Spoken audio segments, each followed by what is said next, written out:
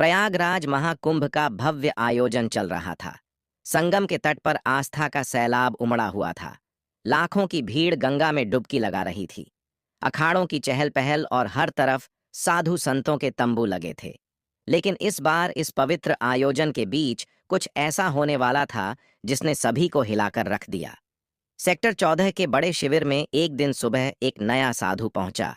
उसकी लंबी दाढ़ी, माथे पर चंदन का बड़ा टीका और गेरुआ वस्त्र उसे बाकी साधुओं जैसा ही बना रहे थे। वह धीरे धीरे शिविर के अंदर आया और मुख्य साधु के चरणों में झुक गया। मुख्य साधु ने उसकी ओर देखा और बोले, महात्मा जी, आप कहाँ से पधारे हैं? नए साधु ने हाथ जोड़ते हुए जवाब दिया, काशी से यहाँ संगम पर साधना करने की इच्छा थी, इसलिए आ गया। मुख्य साधु ने सिर हिलाते हुए कहा, बहुत अच्छा, यह पवित्र भूमि है, आप यहाँ आराम से रह सकते हैं। साधु शिविर के एक कोने में बैठ गया। उसने अपने झोले से एक पोटली निकाली, उसमें से चंदन और राख अपनी हथेलियों पर लगाया और ध्यान में बैठ गया। बाकी साधु उसकी ओर ज्यादा ध्यान नहीं दे रहे थे, क्योंकि महाकुंभ में रोजाना ऐसे नए चेहरों का आना जाना आम था। दिन भर वह साधु अन्य संतों के साथ साधारण तरीके से समय बिताता। वह सुबह जल्दी गंगा स्नान करता, दिन भर प्रवचन सुनता और रात होते ही ध्यान में लीन हो जाता। लेकिन रात के समय उसका व्यवहार बदल जाता। किशोर, जो उस शिविर में सेवा का काम करता था, ने पहली बार गौर किया कि यह नया साधु हर रात चुपके से शिविर से बाहर चला जाता है। एक रात किशोर ने देखा कि वह साधु शिविर के पीछे गया और जमीन में कुछ दबा दिया। किशोर ने अगली सुबह अपने दोस्त मनीष से बात की। किशोर ने अपने दोस्त से कहा, यार, मुझे लगता है यह नया बाबा कुछ गड़बड़ है। फिर मनीष ने कहा, क्यों, ऐसा क्या किया उन्होंने? किशोर ने बताया, कल रात मैंने देखा कि यह कुछ जमीन में दबा रहे थे। पता नहीं, लेकिन कुछ तो अजीब है। मनीष ने हंसते हुए कहा, अरे, तुझे हर किसी पर शक होता है। हो सकता है वह कोई पूजा सामग्री हो। लेकिन किशोर का मन शांत नहीं था।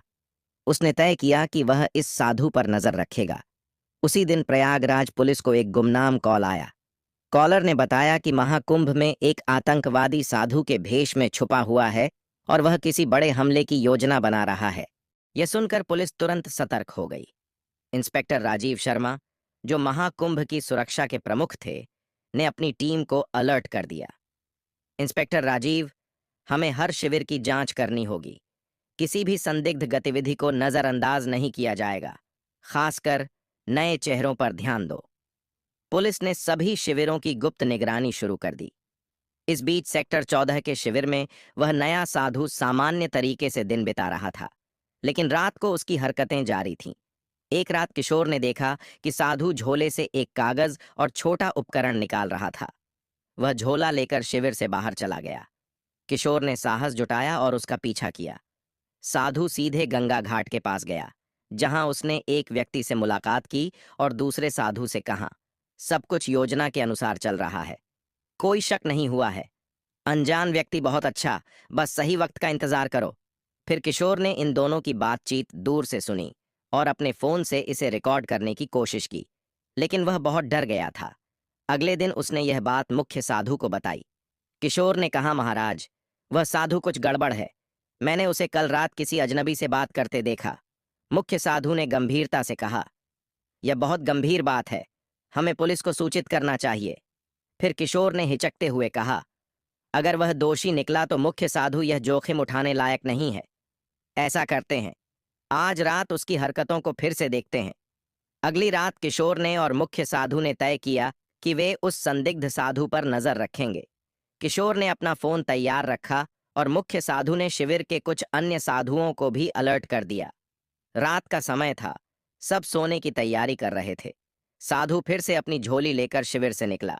साधु गंगा किनारे के एक सुनसान घाट पर पहुंचा, जहां वही व्यक्ति मौजूद था जिससे वह पहले भी मिला था। अनजान व्यक्ति ने पूछा, तुमने जो कहा था वह काम पूरा कर लिया? साधु ने उत्तर दिया, हाँ, उपकरण सही जगह पर सेट कर दिए गए हैं, बस एक आदेश का इंतजार है। मुख्य साधु और किशोर यह सुनकर चौंक गए। किशोर ने इस बातचीत को रिकॉर्ड कर लिया। मुख्य साधु ने धीरे से किशोर से कहा, तुरंत पुलिस को बुलाओ। किशोर ने पुलिस को कॉल किया और उन्हें सारी जानकारी दी।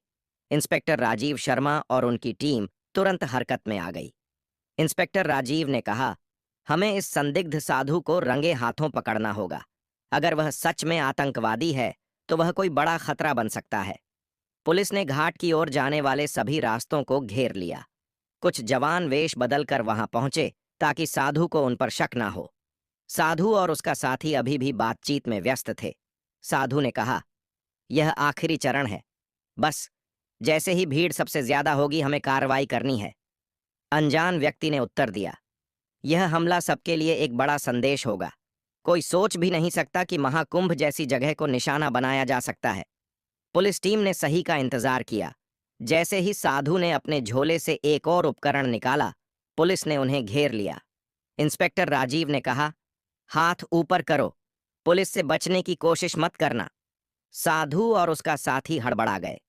साधु ने भागने की कोशिश की, लेकिन पुलिस ने उसे पकड़ लिया। झोले की तलाशी ली गई तो उसमें विस्फोटक उपकरण और कुछ नक्शे मिले। पुलिस ने तुरंत साधु और उसके साथी को गिरफ्तार कर लिया। पूछताछ में पता चला कि वह एक अंतर्राष्ट्रीय आतंकी संगठन का सदस्य था। उसका असली नाम अयूब खान था और वह भारत में कई सालों से छुपकर रह रहा था। इंस्पेक्टर राजीव ने पूछा, तुम्हारा मकसद क्या था? महाकुंभ जैसे पवित्र आयोजन को क्यों निशाना बनाया? अयूब ने उत्तर दिया, भीड़ का डर सबसे बड़ा हथियार है। हमारा मकसद था यहां ऐसा हमला करना जो दुनिया को हिला दे, लेकिन तुमने हमारे प्लान को खत्म कर दिया। पुलिस को साधु के झोले और शिविर के आसपास लगाए गए उपकरणों से बड़े हमले की योजना के सबूत मिले। अगले दिन प्रयागराज पुलिस ने मीडिया को बताया कि महाकुंभ में एक बड़ा आतंकी हमला टल गया। इंस्पेक्टर राजीव ने कहा, हम किशोर और मुख्य साधु के शुक्रगुजार हैं, जिन्होंने सही समय पर जानकारी दी। यह सब उनकी सतर्क और साहस का नतीजा है। किशोर और मुख्य साधु को महाकुंभ आयोजन समिति ने सम्मानित किया। मुख्य साधु ने कहा, हमने तो बस अपनी जिम्मेदारी निभाई। महाकुंभ पवित्र आयोजन है, इसे कोई अपवित्र नहीं कर सकता। किशोर ने कहा, अगर मैंने उस साधु पर नजर न रखी होती तो शायद कुछ बड़ा हादसा हो जाता। इस घटना ने सभी को सतर्क कर दिया कि आस्था के ऐसे बड़े आयोजनों में सुरक्षा और जागरूकता कितनी महत्वपूर्ण है। इस घटना के बाद महाकुंभ के आयोजकों और सुरक्षा एजेंसियों ने सुरक्षा व्यवस्था को और मजबूत किया। सभी शिविरों में नियमित जांच और निगरानी बढ़ा दी गई ताकि भविष्य में ऐसी किसी भी घटना की पुनरावृत्ति ना हो। श्रद्धालुओं को भी सतर्क रहने और किसी भी संदिग्ध गतिविधि की सूचना तुरंत पुलिस को देने की सलाह दी गई। महाकुंभ जैसे विशाल आयोजनों में सुरक्षा चुनौतियां हमेशा रहती हैं, लेकिन प्रशासन और जनता के सहयोग से इन चुनौतियों का सफलतापूर्वक सामना किया जा सकता है। इस घटना ने यह साबित कर दिया कि सतर्कता और सामूहिक प्रयासों से बड़े खतरे को टाला जा सकता है। प्रिय दर्शकों, यदि आपको हमारा कंटेंट पसंद आया है और आप ऐसी ही और कहानियां सुनना चाहते हैं, तो कृपया हमारे चैनल कथा मंथन को सब्सक्राइब करें। आपके सब्सक्रिप्शन से हमें प्रेरणा मिलती है और हम आपके लिए और भी रोचक कहानियां ला सकते हैं। साथ ही नए वीडियो की सूचना पाने के लिए बेल आइकन दबाना न भूलें। धन्यवाद।